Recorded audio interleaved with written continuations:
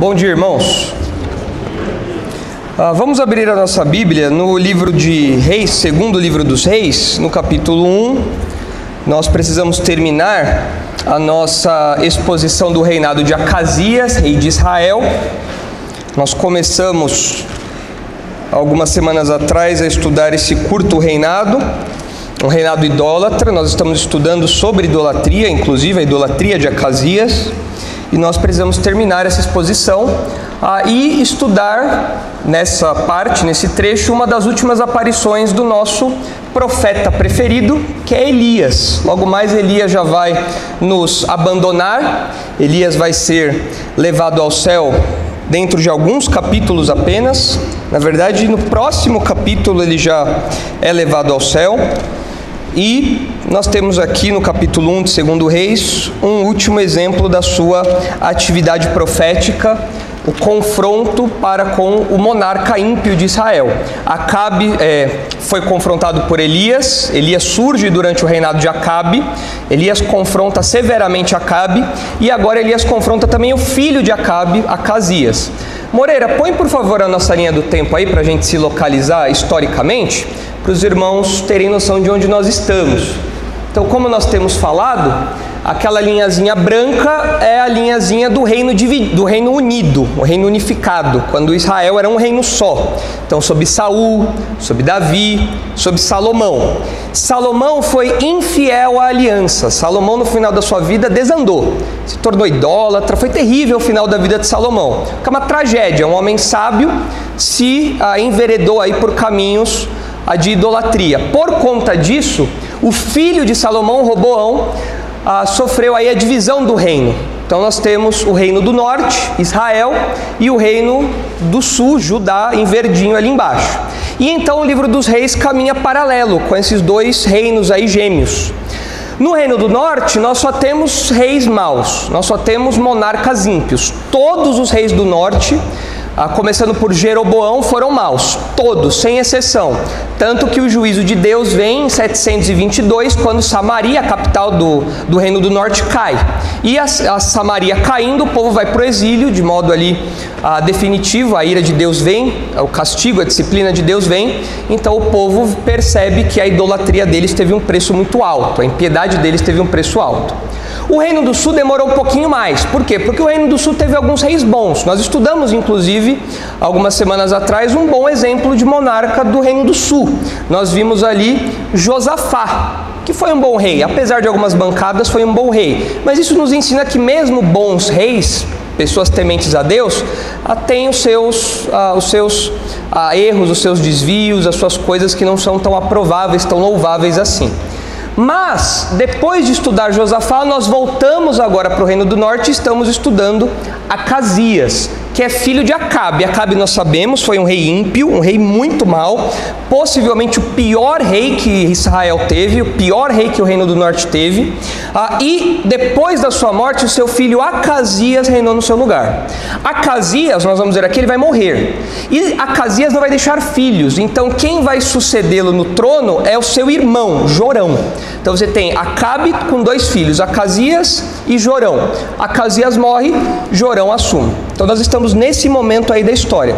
Nós temos visto, inclusive, que todos esses eventos aqui são atestados historicamente.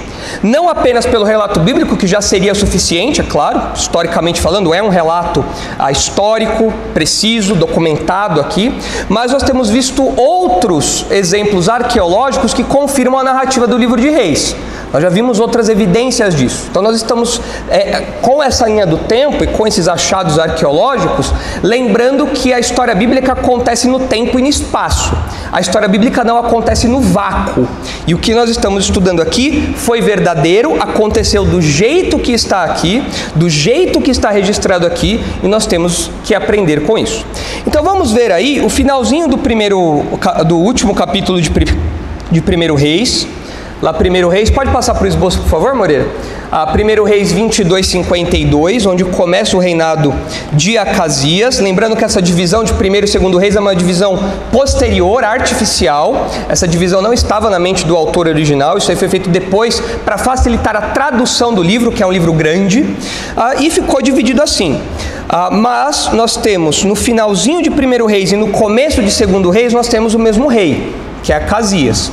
Então, dos versículos 52 ali, de 1 Reis 22, até o versículo 18 do primeiro capítulo de 2 Reis, é um reino só, é um reinado só, é o reinado de Acasias.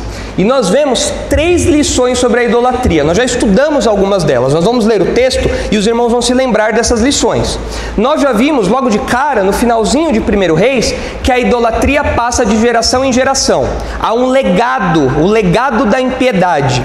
Jeroboão, primeiro rei de Israel, deixou uma marca que todos os monarcas seguintes seguiriam, a marca da impiedade. Onre, pai de Acabe, foi ímpio. Acabe foi ímpio. Jezabel, esposa de Acabe, mãe de Acasias, ímpia também. Então nós vemos o legado da impiedade, o legado da idolatria. A idolatria passa de geração em geração. E nós vimos um trecho do segundo ponto, a segunda lição aí, que fala que a idolatria fracassa em suas pretensões. Por quê? A idolatria, ou o idólatra, acha que tem alguns direitos. Ele acha que ele tem alguma autoridade, ele acha que ele pode exigir algumas coisas. Mas nós vemos aqui no texto, pelo exemplo de Acasias, que isso fracassa. A idolatria não dá autoridade nenhuma, é uma falsa pretensão o negócio. Ele acha que ele tem autoridade, mas não tem. E nós vemos isso no exemplo de Acasias. Então vamos ler aí todo o texto de novo, e nós paramos no trecho que nós vamos começar a estudar hoje, para nós vermos tudo com mais atenção.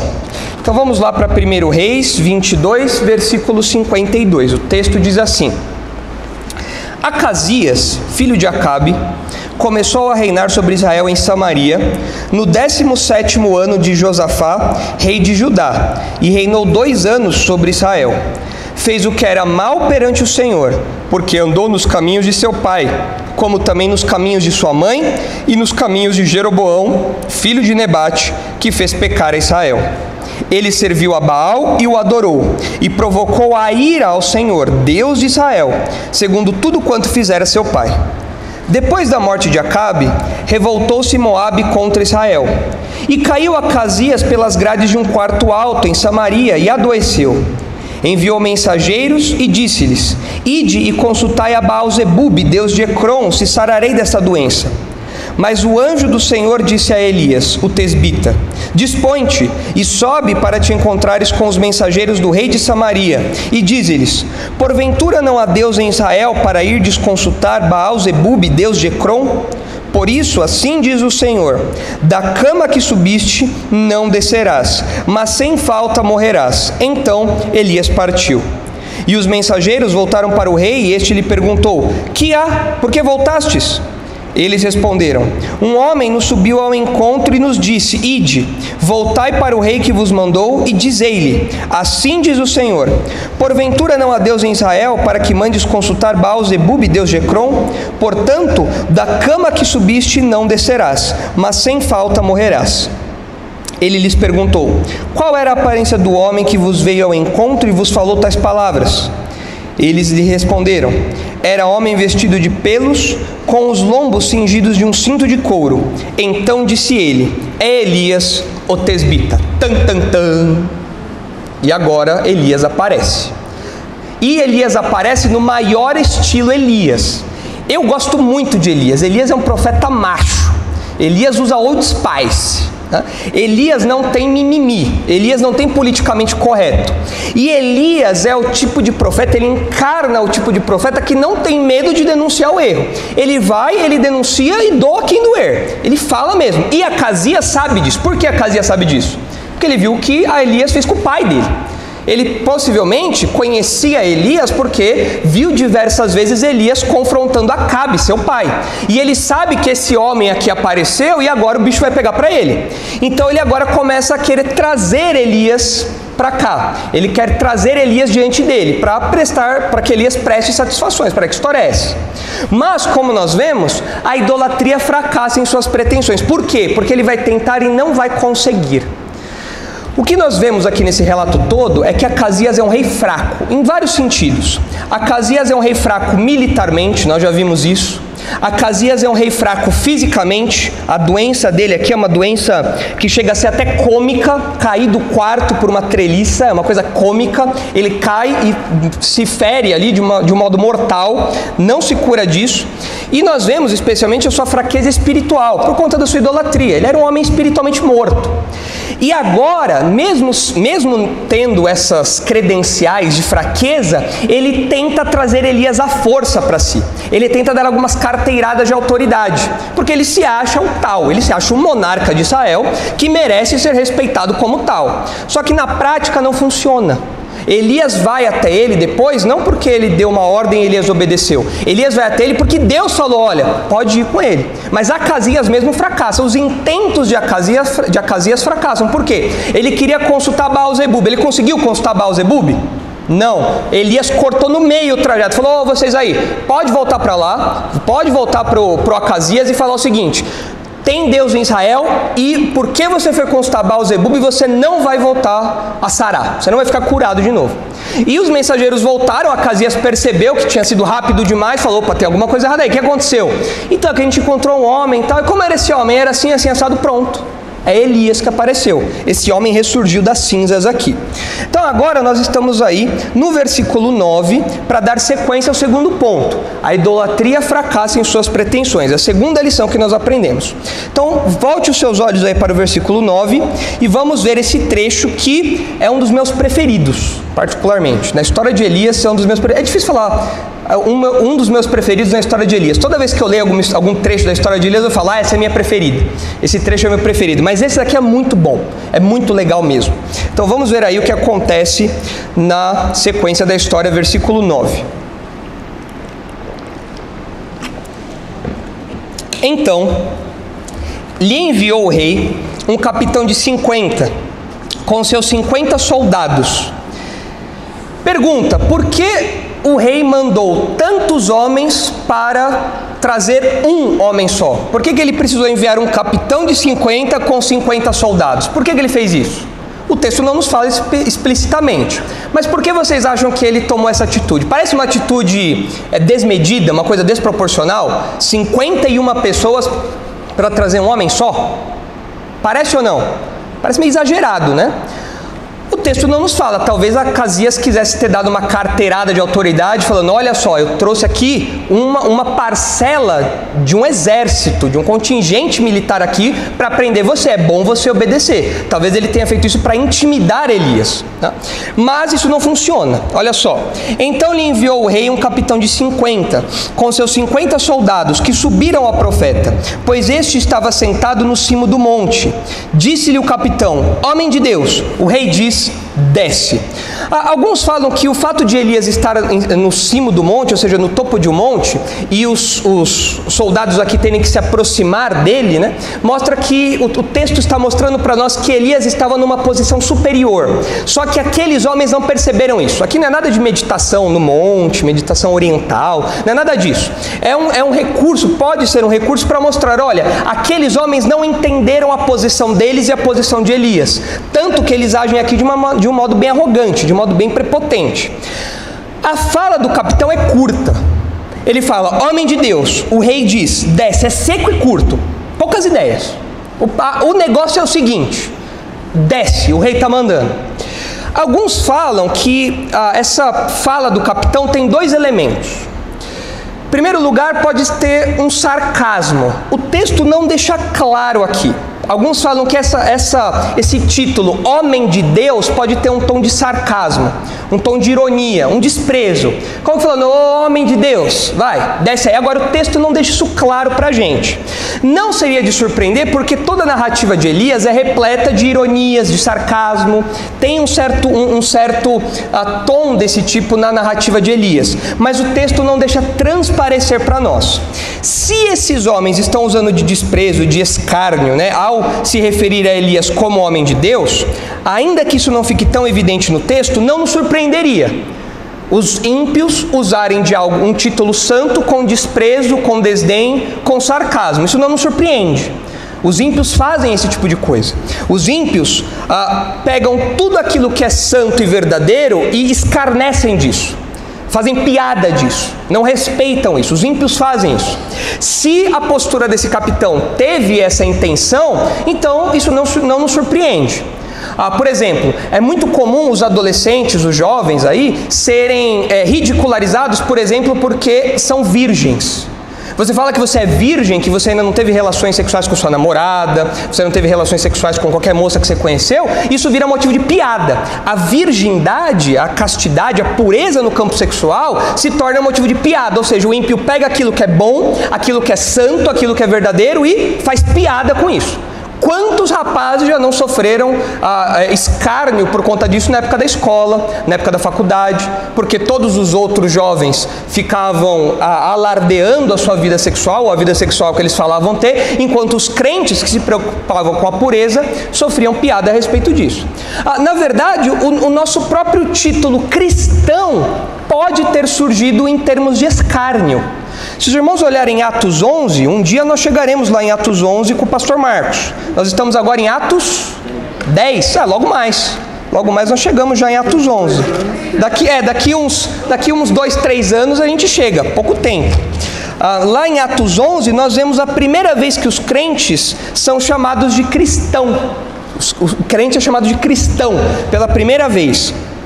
E alguns dizem que esse título pode ter uma conotação pejorativa, como que falando, olha ali os pequenos cristos ali, olha ali o pessoal de Jesus ali. Alguns falam, pode ter um sentido pejorativo aqui no início. A questão é que nós pegamos esse título e para nós isso é um título de honra, mas para o mundo isso é um título de desprezo. Na verdade ainda hoje é assim, não é? Você fala, eu sou crente, olha ali o crente. Olha ali o cristãozão ali, olha o cristão ali. Ainda hoje, para os incrédulos, tem um peso de desprezo, um peso de escárnio. Então isso não é de surpreender para a gente. Olha só, Atos 11, 26. Tendo-o encontrado, levou-o para Antioquia, aqui Barnabé trazendo Saulo. E por todo um ano se reuniram naquela igreja e ensinaram numerosa multidão. Em Antioquia foram os discípulos pela primeira vez chamados cristãos. O título que nós carregamos nasceu aqui. E alguns falam esse título nasceu com nuances de zombaria, com algum nuance de escárnio. Então o que nós vemos aqui dessa postura, desse suposto escárnio, dessa suposta zombaria do capitão, não deve nos surpreender. Eu lembro quando eu estava na escola, quando eu estava no ensino médio, eu lembro que os rapazes que sentavam próximos de mim, sempre me davam alguns apelidos característicos da fé. Então, por exemplo, eles sabiam que eu era crente. Então eles me chamavam de pastor, eles me chamavam de sacerdote, me chamavam de paladino. Falavam para mim, por que você não vai conquistar Jerusalém de novo? Vai lá nas cruzadas lá de novo. Ficavam fazendo esses escárnios, né? E aí quando falavam comigo, faziam assim com a mãozinha. Faziam assim, vai lá, ô pastor, faziam assim com a mãozinha. Né? Por que eles fazem isso? O título pastor é um título sacrossanto? É um título revestido de santidade, de autoridade, de santidade, de algo divino? O título pastor é algo que o próprio Deus instituiu? Sim, o próprio Deus colocou isso na Bíblia. Agora o ímpio leva em conta isso? O ímpio respeita isso?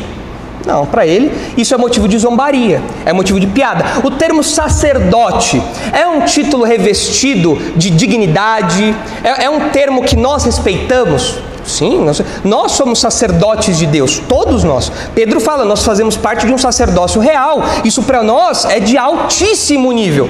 Para o incrédulo isso tem algum valor? É zombaria, é o sacerdote. E faziam assim com a mãozinha. Então o ensino médio inteiro eu passei por isso e não é de surpreender. Se esse título aqui, homem de Deus, tem algum tom de escárnio, não nos surpreende. Mas o texto não deixa isso claro. Pode ser que sim, por conta de todo o entorno ali do ministério de Elias, mas não está claro. Agora, ainda que nós não percebamos esse tom de escárnio, de sarcasmo de modo claro, uma coisa a gente percebe, esse capitão é bem arrogante. Isso dá para perceber, porque a ordem que ele dá é um imperativo seco e curto. Elias, homem de Deus, é o seguinte, o rei está falando, desce, parece cachorro, né? Desce, agora, vai, vem, sobe. É curto, como que falou assim, olha, eu tenho autoridade, eu estou revestido da autoridade de Acasias, e o rei está falando, não tem o que pensar, desce. Não tem uma medida, como é que chama? Prisão coercitiva, mandado de busca, sei lá, não tem nada disso. É uma ordem simples, o rei está mandando, não tem que questionar. Não tem habeas corpus, não tem nada, meu irmão. O rei está falando, desce agora. Então, ainda que a gente não perceba o escárnio, fica claro aqui o tom de arrogância. Porque o porta-voz se vê com total autoridade de representar o rei e mandar que o Elias desça. Fala, olha, o papo é esse, você vai descer agora. Agora, a questão é que essa ordem aqui do capitão, esse comando do capitão, não ofende apenas ao profeta. Eu ficaria ofendido, eu ficaria bravo, como Elias fica aqui com uma ordem dessa. Eu não sou cachorro para você falar isso, desce. Agora, essa ordem, esse comando desse capitão, não ofende só Elias, ofende quem também? Deus. Quem é o porta-voz de Deus na história aqui? Quem é o mensageiro de Deus? Elias obedece a Deus, ele é o mensageiro de Deus. Ele não cumpre ordens de reis ímpios. Quando o mensageiro aqui, o comandante, chega com todo esse ar de prepotência, de arrogância, dando uma ordem curta e seca como essa, o porta-voz de Deus está sendo atacado e o próprio Deus está sendo atacado. O próprio Deus, o verdadeiro soberano de Israel, está sendo atacado. Mas é claro, vocês acham que Elias vai deixar isso barato? Não, né? Por isso que a gente gosta de Elias, né? Elias é sangue no zóio. Né? Olha aí o que acontece. Versículo 10. Elias, porém, respondeu ao capitão de 50: se sou homem de Deus, desça fogo do céu e te consuma a ti e aos teus 50. Então fogo desceu do céu e o consumiu a ele e aos seus 50. Aqui tem um joguinho de palavras interessante. Se os irmãos repararem, o capitão dá ordem para quem descer. O verbo descer é aplicado a quem na ordem do capitão? Quem tem que descer? Elias. Mas no final, o que é que desce? O fogo. Alguma coisa desceu. Não foi Elias, foi o fogo. É o mesmo verbinho que aparece. Elias desce, mas não é o Elias que desceu, é o fogo que desceu. E isso fica mais claro ainda porque há no hebraico uma semelhança de pronúncia que a gente não percebe no português. Homem em hebraico, prestem atenção, homem em hebraico é ish. A mulherada já fala ish. Ish. Homem em hebraico é ish. E fogo em hebraico é esh. É próximo ou não? Ish e esh. Próximo. O hebraico tem muito dessas sonoridades, dessas pronúncias parecidas. Então o que aconteceu aqui? Esse recurso literário aí pode mostrar para nós que Elias está usando de ironia. E Elias gosta de usar de uma ironia. Por isso que eu gosto de Elias também. Elias gosta de ironia. É como se ele estivesse falando assim: peraí, você está afirmando que eu sou um homem de Deus, que eu sou um ish de Deus, não é? Tá bom. Se eu sou um ish de Deus, então você vai ver o que isso significa. Que desça o esh de Deus, então. Não é o ish que vai descer, é o esh. Parece um trava-língua, né? Não é o ish que deixa, é o ish. E aí, já inverteu tudo. Não é o ish que vai descer, é o esh que vai descer. Então alguma coisa desceu, mas não foi o homem, foi o fogo. Não foi o ish, foi o esh. Então a gente percebe aqui que a ordem do comandante não foi acatada, evidentemente. E a presença do fogo aqui nessa narrativa, associada a Elias, não deve causar estranhamento em nós, porque nós lembramos do episódio do Monte Carmelo. Os irmãos se lembram do que aconteceu no Monte Carmelo? Os profetas de Baal ficaram tentando invocar lá Baal a manhã toda, não conseguiram, então Elias falou: tá, agora eu vou invocar a Javé, agora eu vou clamar a Javé. E o que acontece assim que Elias faz uma oração curtinha? O que acontece? Fogo do céu cai e consome ali o altar, ali queima a água que está em volta do altar e tudo. Então a gente percebe que Elias e fogo são realidades próximas. E por quê? Não é porque Elias é pentecostal, não é por causa disso. Elias não tem sapatinho de fogo, não é nada disso. O que acontece aqui é porque na história de Elias, o fogo é um certificador da presença de Deus, é um certificador da ação de Deus. Quando o fogo cai do céu de modo sobrenatural, o que Elias está dizendo, o que a história está mostrando, o que Elias está dizendo? Eu sou um profeta do Senhor. Quando o fogo cai, isso está certificando que eu estou servindo a Deus e Javé é o Deus verdadeiro. Diferente de Baal-zebub, diferente de Baal, diferente de qualquer outra divindade. O verdadeiro soberano é Deus e ele está certificando isso por meio dessa atividade sobrenatural aqui, desse milagre aqui, desse fogo caindo do céu e consumindo ali aquele contingente. Os irmãos devem se lembrar daquele recurso muito comum no ministério de Elias, que são as polêmicas. Lembram da polêmica? Sabem o que é uma polêmica? Nós já estudamos isso. Polêmica não é um assunto controverso. Esse é o significado de polêmica hoje. Polêmica na teologia significa um embate entre divindades. A polêmica mais famosa que nós conhecemos é a polêmica do Êxodo, quando nós vemos nas 10 pragas o Senhor combatendo os deuses egípcios. Nós vemos ali uma polêmica entre o verdadeiro Deus e os falsos deuses egípcios ali. Na história de Elias nós já tivemos outras polêmicas também, especialmente envolvendo Baal, porque nós temos Baal controlando as chuvas, os trovões, e ele não consegue dar alimento para os seus servos, ele não consegue fazer nada disso. Baal é incompetente. Quem dá alimento? Quem sustenta? Javé, Deus. Então ele vence essa polêmica. E aqui nós temos uma espéciezinha de polêmica também. Só que é uma polêmica relacionada a Acasias aqui. Porque Acasias dá uma ordem e não dá certo a ordem dele. Ele fracassa. Quem é o verdadeiro soberano de Israel? É Deus. Quando Deus determina os caminhos do seu servo, então ele segue esses caminhos aí. Versículo 11. O rei Acasias, muito teimoso, tornou o rei a enviar-lhe outro capitão de 50 com seus 50.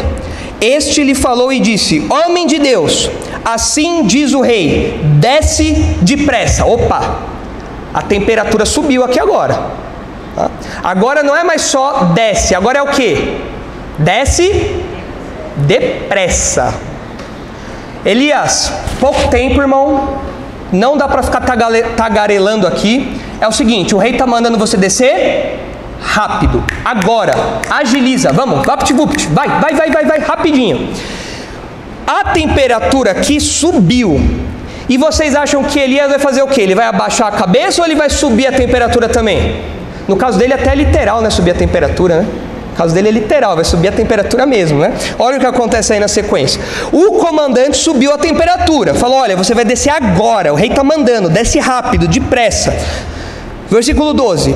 Respondeu Elias e disse-lhes: se eu sou o homem de Deus, desça fogo do céu e te consuma a ti e aos teus 50. Bom, até aqui, nenhuma diferença. Mas o resto do texto mostra que a temperatura subiu mesmo, olha só. Então, fogo de quem?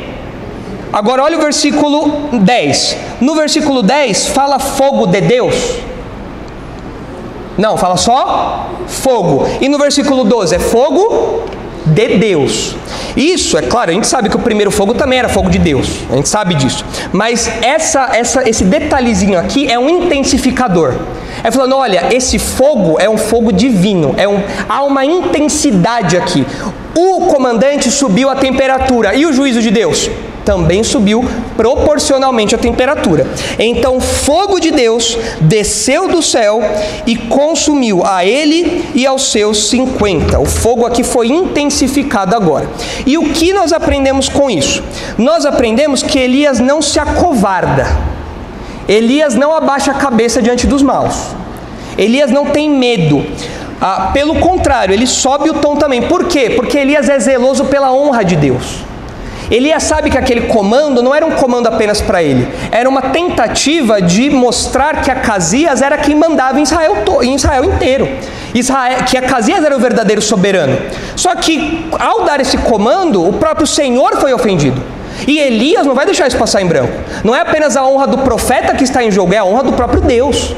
Por isso Elias fala, não, a coisa não pode ficar assim, eu não vou me sujeitar a um monarca ímpio, eu não vou me sujeitar a alguém que acha que tem prerrogativas que não tem, a alguém que se diz um rei soberano, sendo que é um idólatra terrível, eu não vou fazer esse tipo de coisa. Então o zelo que Elias tem pela honra de Deus é exemplar para nós. Ele fala: eu não vou me submeter a isso, eu não vou. Eu vou permanecer aqui, vou defender a minha posição, obedecendo a Deus, e mais, vou ser porta-voz, canal de juízo para vocês, na sua prepotência, na sua arrogância. E nós, como crentes, nós aprendemos com isso porque nós também não podemos nos acovardar. Vocês acham que existem hoje comandantes que mandam os crentes descerem do monte? Ó, vocês aí, desce agora. Existe isso ou não? O mundo dá ordens à igreja, o mundo dá ordens aos crentes. Para de falar isso, para de fazer isso, faça tal coisa. Existe isso ou não? O mundo usa imperativos secos e curtos com a gente ou não? Então, LGBT, aceite. É imperativo ou não? Curto e seco. Aceite, tem que aceitar. E tem igreja que desce do monte? Não, tá bom, eu vou aceitar. Tem igreja que faz isso ou não? Tem. Recentemente, acho que faz alguns meses já, saiu uma matéria falando que uma das igrejas luteranas dos Estados Unidos colocou como chefe de um departamento lá de uma região da igreja, o primeiro ou a primeira, não sei dizer, pastor trans não binário. Então agora você tem um bispo trans não binário, sei lá o que isso significa. Eu já não sabia o que era trans, não binário, agora não tem ideia do que seja. Acho que nem a pessoa sabe o que é. Trans não binário para comandar a igreja. Tem uma notícia lá, vocês podem encontrar lá na internet, vocês entrem lá no Google, joga Igreja Luterana Trans não binário, vai aparecer lá primeiro pastor. O que é isso? Obedeceu. Vocês têm que aceitar, tá bom, vamos aceitar. Agora, acontece um resultado curioso. O povo de Deus passa por um fenômeno curioso. O povo de Deus verdadeiro, né? O povo de Deus legítimo, fiel a Deus. Não essas pseudo-igrejas, não esses grupos aí que querem aliança com o mundo e descem a do monte à torta e à direita. Não é isso. Esses grupos não, nem são crentes. Essas pessoas não entenderam o evangelho. Não entenderam o que é se submeter ao senhorio de Jesus. Não entenderam isso. Agora, o povo de Deus legítimo, verdadeiro, passa por um fenômeno curioso, que é o exemplo de Elias. Quando o comandante sobe o tom, o que Elias faz? Finca o pé. Daqui eu não saio. E o povo de Deus? Quando o mundo grita alto, o que o povo de Deus faz? Daqui eu não saio. O mundo esperneia hoje diante de nós? O mundo, os ímpios, esperneiam diante da igreja? Você vai descer agora, você vai aceitar isso agora, eu estou mandando. O mundo esperneia diante de nós? O que a igreja verdadeira faz? Ela abaixa a cabeça ou ela levanta o estandarte mais alto? Não tem nem o que pensar. E é um fenômeno curioso, porque quando a igreja é perseguida, ela prega mais. Quando o crente é martirizado, a igreja cresce. Quando nós somos moralmente desafiados, nós fincamos o nosso pé no nosso compromisso pela santidade. Esse é o resultado do povo de Deus diante das ameaças dos ímpios. Eles não se acovardam, ao contrário, eles se fortalecem. Quanto mais o crente apanha, mais firme ele fica. Lembram daquele filme do Rocky Balboa? É meio cringe, né? Lembrar do Rocky. Mas eu gosto do Rocky Balboa. É um dos poucos filmes que ensinam masculinidade de verdade, né? Que hoje em dia o pessoal fala que é masculinidade tóxica, né? Mas é masculinidade de verdade. É como ser homem, você aprende vendo o Rocky ali. E os irmãos devem se lembrar das lutas do Rocky. Ele apanhava, mas ele desistia. Ele abaixava a cabeça. No final, o que acontecia? Ele ganhava, né? Pronto, dei spoiler de todos os filmes agora do Rocky. Todo filme acontece isso. Ele apanha e no final ele bate. É isso que acontece. O crente é um Rocky Balboa, é o crente Balboa. O mundo grita, esperneia, dá ordens e o crente não sai do lugar. O crente não desiste, o crente não abaixa a cabeça. O crente levanta ainda mais alto o estandarte da fé e mantém firme ali. Não importa quantas pessoas do mundo gritem, não importa quão alto essas pessoas gritem, não importa com que força essas pessoas venham, quer seja força estatal, quer seja força social, quer seja familiar, não importa, o crente não arreda o pé, exatamente como Elias faz aqui. O compromisso com Deus é mais firme, é mais forte. Infelizmente, não é o que nós temos visto nas igrejas. As igrejas têm cedido muito facilmente. O mundo não precisa nem dar ordem, o mundo faz só com o olho. E a igreja, tá bom, tudo bem, desculpa eu não ser politicamente correto, desculpa eu pregar sobre pecado, desculpa, eu vou rever a minha linguagem, desculpa sobre isso. Então o mundo grita, nós não podemos abaixar a cabeça não. Nós temos que ser como Elias e entendermos que as ofensas que o mundo pronuncia contra nós como crentes, esses comandos que o mundo dá, afirmando soberania, uma soberania que não existe, esse comando é uma ofensa não só à igreja e a nós, é uma ofensa ao próprio Deus. Essas ordens ofendem ao Senhor. E nós como crentes fincamos o pé e não arredamos da nossa posição. Essa é a postura da igreja fiel. Versículo 13. O rei Acasias, novamente teimoso, é aquilo, né? Errar uma vez é humano, 2 vezes é coisa de petista, né?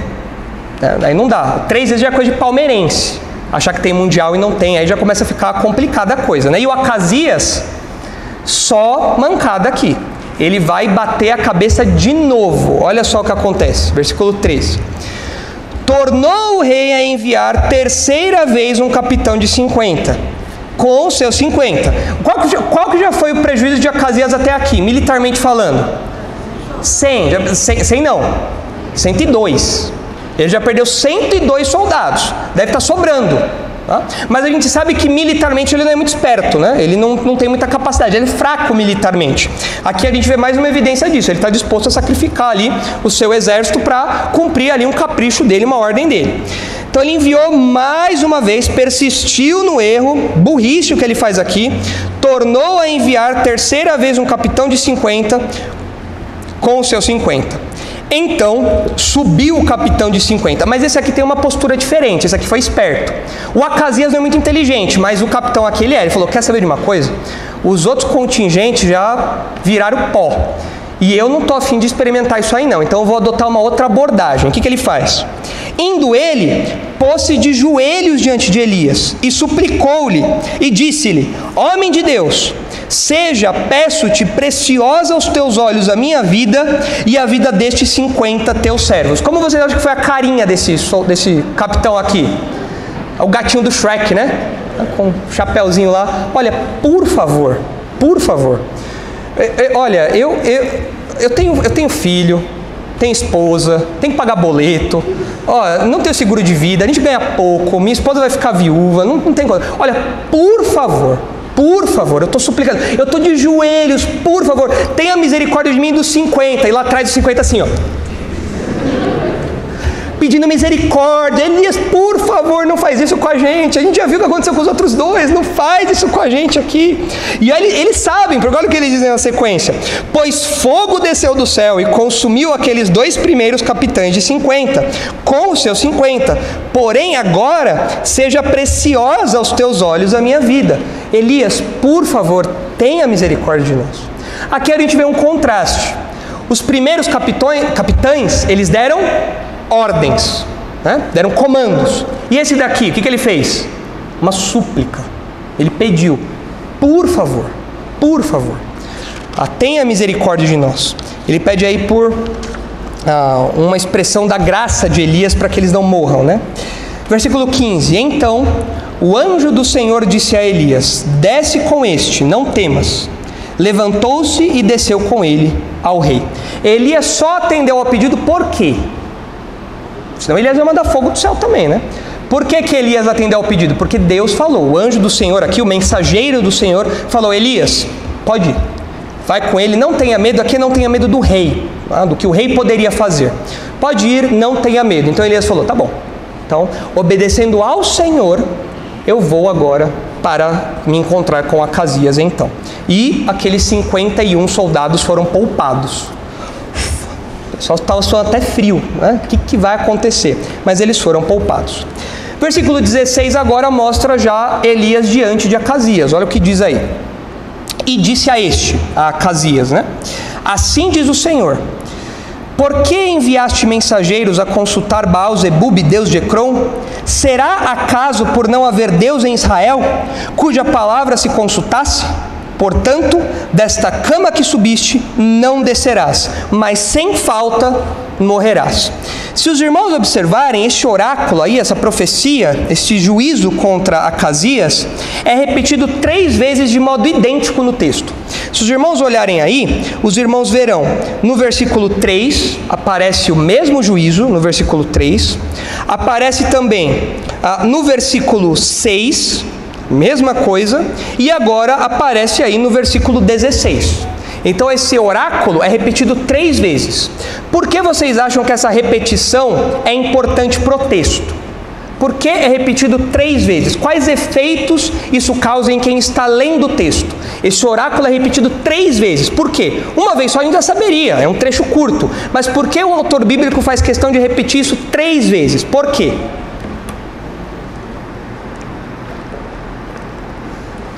Porque estava sobrando tinta e papel? Não, por quê? Por que ele repete isso 3 vezes? Quando você repete para o seu filho alguma coisa, olha, não faça isso. Aí você vira as costas, aí você volta, olha, não é para fazer isso. Você vai embora, você volta, olha, vou repetir, não faça isso. O que você está fazendo com essa repetição? Você está enfatizando, você está dando garantia. Você fala, nas 3 vezes, se você fizer isso, você vai apanhar. Na segunda vez, se você fizer isso, você vai apanhar. Na terceira vez, se você fizer isso, você vai apanhar. Que seu filho vai pensar, eu não sei se meu pai vai me bater ou não.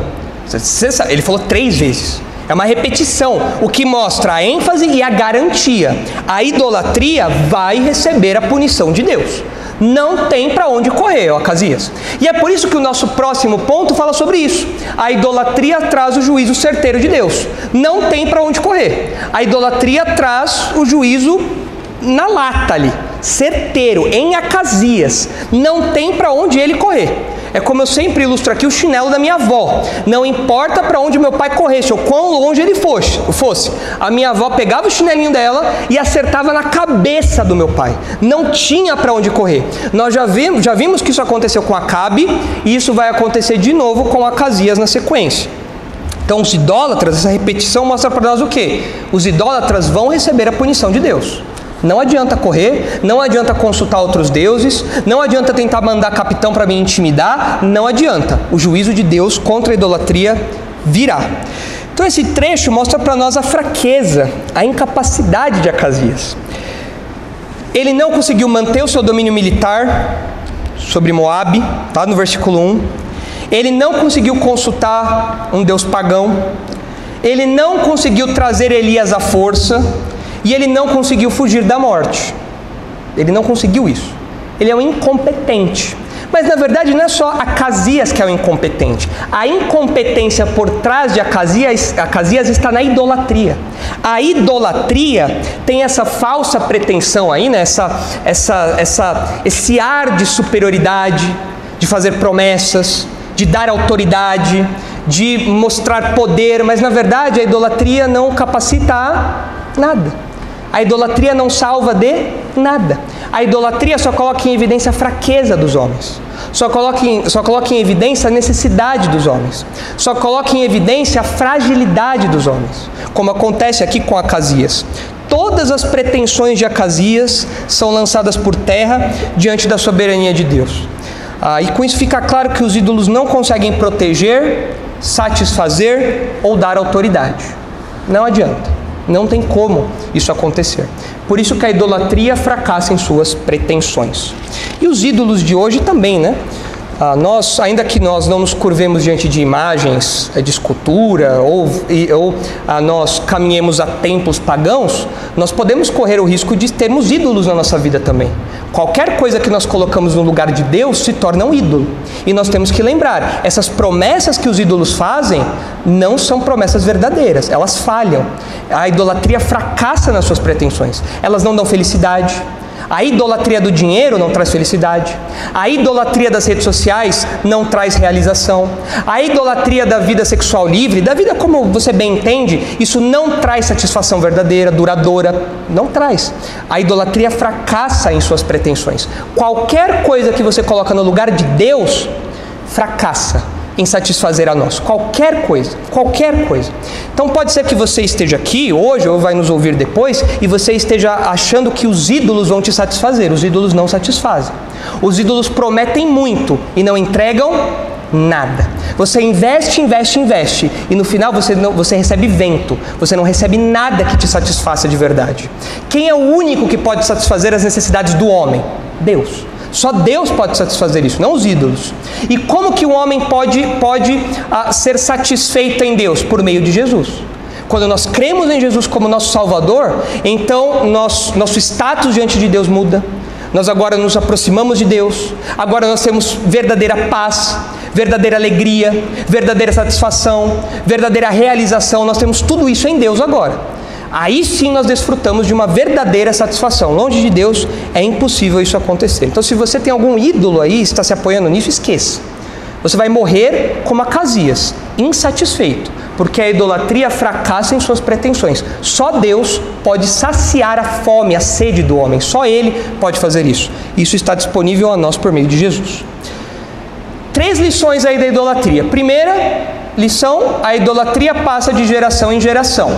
Segunda lição, a idolatria fracassa em suas pretensões. Ficou claro para os irmãos esse ponto? Sim? Podemos avançar para o último então? O último ponto aí é curtinho, só 2 versículos, versículos 17 e 18, e fala para nós que a idolatria traz o juízo certeiro de Deus. Olha só o que diz: assim, pois, morreu. Olha só a sequência do texto, né? O versículo 16 falou: sem falta morrerás. E o que aconteceu na sequência? Assim, pois, morreu. Ó, você vai morrer. O que aconteceu? Morreu. Tá? Nem tem tempo de respirar direito aí. Você vai morrer. Morreu. Tá? Pá, o juízo certeiro veio. Segundo a palavra do Senhor que Elias falara. E Jorão, seu irmão, começou a reinar no seu lugar, no ano 2º de Jeorão, filho de Josafá, rei de Judá, porquanto Acasias não tinha filhos. Quanto aos mais atos de Acasias e ao que fez, porventura não estão escritos nos livros da história dos reis de Israel? Veja só, o texto não fala para nós porque Acasias não tinha filhos. Nós não sabemos, o texto não entra em detalhes aqui do porquê ele não tinha filhos. Talvez fosse algum tipo de juízo discreto de Deus. O fato dele não ter filhos mostra para nós que a sua linhagem terminaria ali. E o fato da linhagem de Acasias terminar ali, dele não dar sequência na sua linhagem, dos seus filhos, na sua descendência, outros reis vindo dele, mostra para nós que pode ser ali um indício de um juízo de Deus, um juízo discreto de Deus. Olha, a dinastia, assim por assim dizer, a linhagem de Acasias terminou aqui, parou nele mesmo. Ele era um rei tão fraco, tão desprezível, que o castigo pela sua idolatria foi ele não ter uma linhagem depois dele. Tanto que o seu reino passou para o seu irmão, filho de Acabe também. E a falta de menção de sepultamento é algo notável também. Os reis, tanto de Israel, como por exemplo Acabe, como os de Judá, como Josafá, no relato bíblico eles têm algumas menções do sepultamento. Morreu fulano de tal e foi sepultado na cidade tal, junto com seus pais. Isso era uma expressão de honra, de respeito, de dignidade ali. O próprio Acabe foi sepultado. Acabe, que é o ápice da impiedade, foi sepultado. Agora não fala nada do sepultamento de Acasias. Não tem nenhuma menção aqui a isso. O que mostra para nós que realmente ele era um rei fraco e que teve um final desprezível. O final que ele tem aqui na história é um final triste, solitário, doente, fraco e morto. Morreu e nem sepultado ele foi. Não tem nem menção do seu sepultamento aqui. Não tem qualquer pompa, não tem qualquer memória, não tem nada. Acabou ali, seco, morreu. E assim nós vemos, que a idolatria traz o juízo certeiro de Deus. Nós já falamos muito sobre isso quando estudamos sobre Acabe, sobre o juízo que Deus traz sobre a idolatria. Diante dos ídolos, Deus não fica calado. Deus não permite que os ídolos sejam adorados e Ele não faz nada. Deus não faz vistas grossas à idolatria. A idolatria traz o juízo de Deus, traz a ira de Deus. E nós vemos isso ao longo de todos os reis do norte de Israel E nós vemos isso especialmente aqui no reinado de Acasias. A idolatria traz o juízo certeiro de Deus. E assim nós terminamos o reinado de Acasias. E na sequência, na próxima oportunidade que tivermos, nós vamos estudar a sucessão de Elias por Eliseu. Mas eu gostaria de fazer uma última aplicação aqui para nós, olhando para o todo agora. Para a gente terminar, eu quero olhar para o todo, ok? Olhando para essas 3 lições aí de modo geral. A idolatria passa de geração em geração, a idolatria fracassa em suas pretensões, a idolatria traz o juízo certeiro de Deus. Olhando para essas lições como um todo, eu quero fazer uma última aplicação. Nós precisamos lembrar que a idolatria, como eu já disse, não é algo restrito aos tempos da monarquia de Israel. Nós temos um aspecto da idolatria que se aplica à nossa vida, quando nós colocamos qualquer outra coisa no lugar de Deus, como nossa segurança, como nossa fonte, como nossa base, tudo isso daí, ok. Mas existe um aspecto particular da idolatria que eu gostaria de reforçar para os irmãos. Está lá em 1 João capítulo 5. Abram lá em 1 João capítulo 5, porque as últimas palavras de João são sobre idolatria. João escreve a sua primeira carta para uma série de igrejas que estavam passando por problemas de falsos mestres dentro delas. E as últimas palavras, o último versículo de 1 João é um versículo intrigante, porque ele diz assim, 1 João 5:21, ele fala: filhinhos, guardai-vos dos ídolos. E termina a carta. Só que aí você olha os versículos anteriores e você fala: nossa, mas qual que é a conexão aqui? Tanto que tem gente que vai longe, tem gente que tenta dar umas explicações longe disso daí. Será que sobrou um pedacinho do pergaminho? João falou: o que eu vou colocar aqui? Bom, filhinhos, guardem-se dos ídolos. Pronto, pode enviar do correio. Não foi isso, é claro que não. Só que está aqui por um propósito. Tá, que sobrou um espaço na carta e João colocou isso aí. O que nós vemos aqui é que os ídolos estão sendo contrastados com o verdadeiro Deus. Olha o versículo 20, é fácil. Gente, estudar a Bíblia é fácil, não é difícil, é só você ler o contexto. Simples, olha só o versículo 20. Também sabemos que o Filho de Deus é vindo e nos tem dado entendimento para reconhecermos o verdadeiro. E estamos no verdadeiro, em seu Filho, Jesus Cristo. Este é o verdadeiro Deus e a vida eterna. Agora faça o contraste. Qual é o oposto do verdadeiro Deus? Os ídolos. E por que João faz isso aqui? É simples. Os falsos mestres que João está combatendo na sua carta, eles pregavam uma espécie de gnosticismo embrionário ainda. Era algo que estava começando. Os teólogos chamam isso de protognosticismo ali. E tinha algumas marcas disso daí. Por exemplo, tinha uma característica meio de docetismo, que era o quê? Jesus não veio em carne e osso.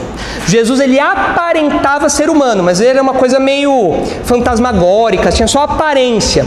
Mas ele não poderia ter vindo em carne e osso, porque a carne é algo ruim, a matéria é algo ruim, e o espírito é algo bom. Deus é só espírito, é só bondade, pureza. Ele não poderia encarnar em uma coisa ruim como a matéria. Então Jesus tinha só a aparência humana.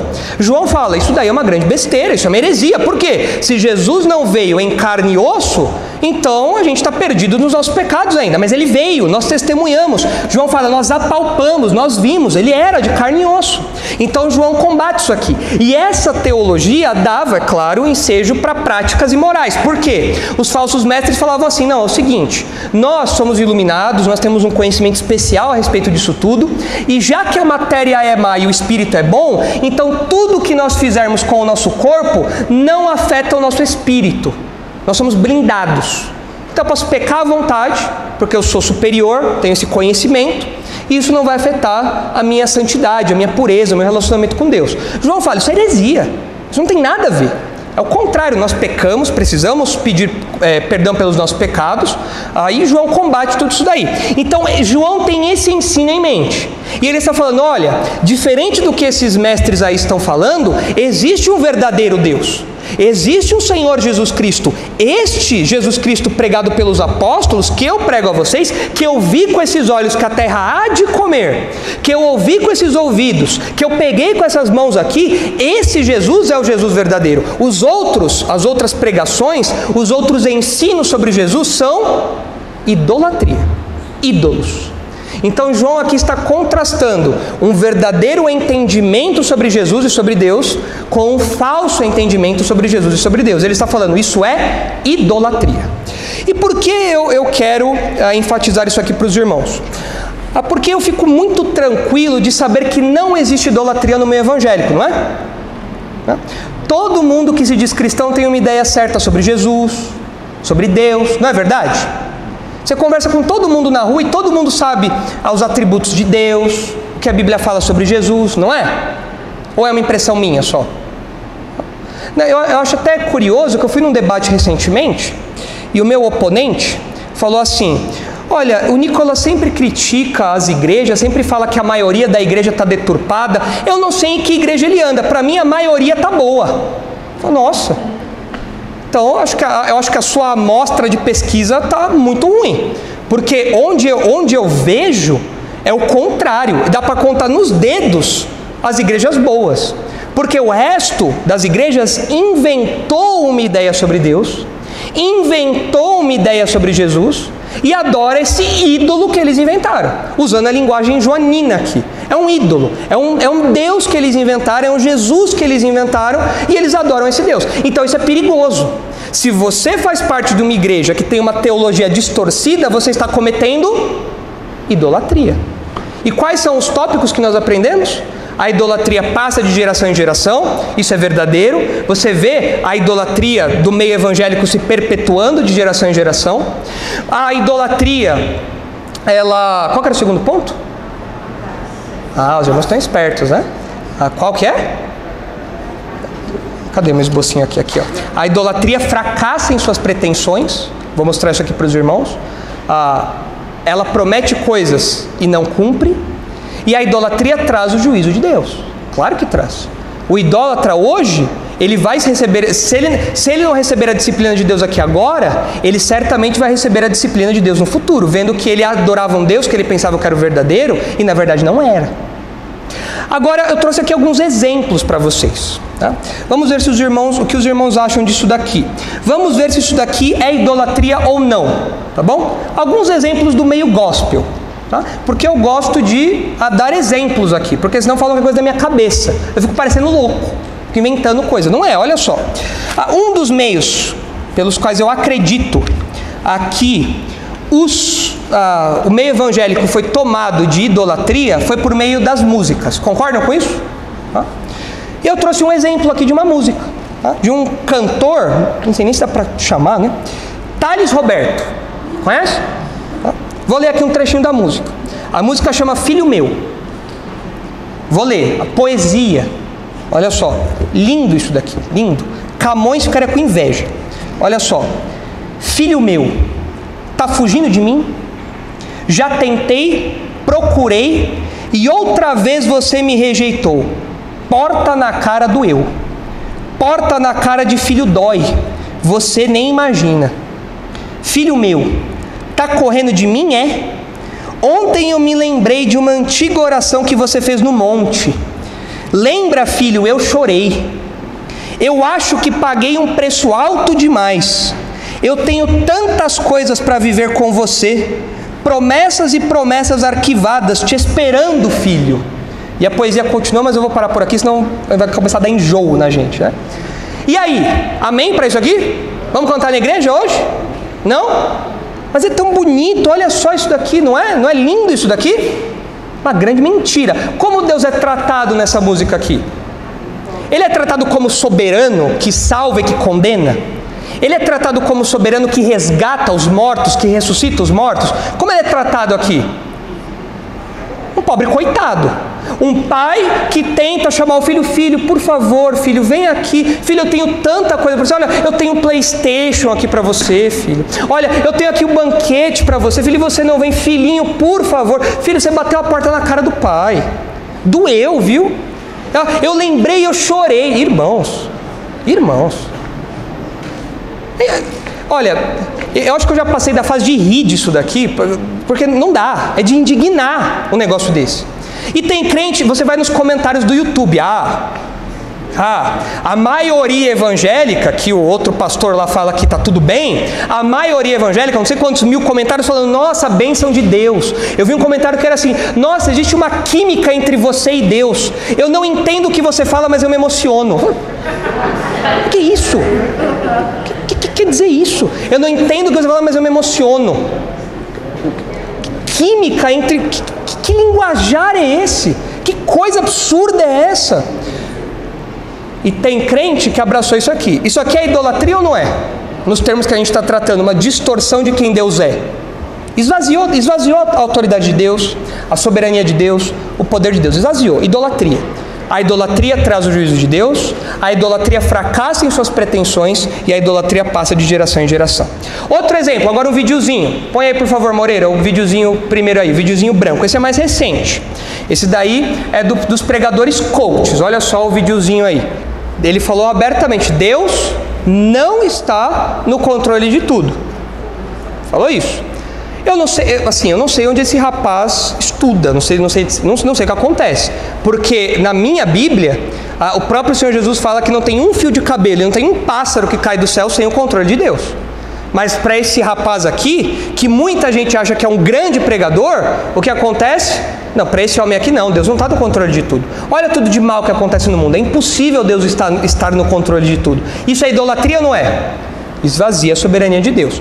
E um último exemplo agora para a gente fechar com chave de ouro. Olha lá, último exemplo, eu não sei quem é esse pastor aí. Parece aquele Marco Feliciano. Parece, não sei se é ele. Parece. Mas seja ele ou não, o ensino é o mesmo. Então olha aí o que esse pregador diz. Vou repetir. Deus instituiu uma regra que Ele mesmo não transgride, em que Ele diz que para atuar na terra, o próprio Deus precisa da autorização do homem. Isso parece o Deus da Bíblia para vocês? Deus precisa de autorização? Precisa dar satisfação, fazer petição, humildemente, falar: olha, eu gostaria de atuar na terra, posso? Não, a gente vai avaliar 30 dias. Não é o Deus da Bíblia. Isso é heresia. E isso é, das palavras de João, idolatria. Isso daí é apresentar um Deus falso, um Jesus falso. Isso fracassa em suas pretensões, isso traz o juízo de Deus, e isso passa de geração em geração. Então é por isso que hoje nós temos que evangelizar os evangélicos, porque os evangélicos adoram esses deuses aqui. O Deus do coach, o Deus neopentecostal, pentecostal, o Deus das músicas gospel. Nós temos que apresentar o Deus verdadeiro, é por isso que nós pregamos. A Bíblia é para evangélicos. É o cúmulo isso, mas é o que acontece. Que Deus livre a nossa igreja disso, que Deus nos livre da idolatria a nível pessoal, como igreja, aí que assim nós sejamos livres dessas lições aí da idolatria.